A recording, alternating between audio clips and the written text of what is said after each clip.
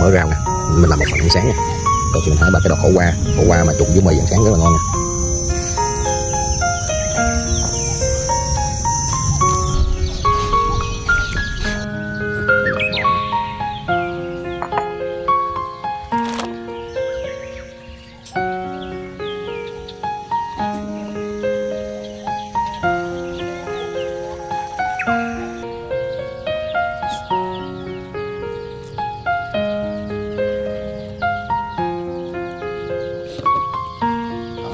Kéo vô.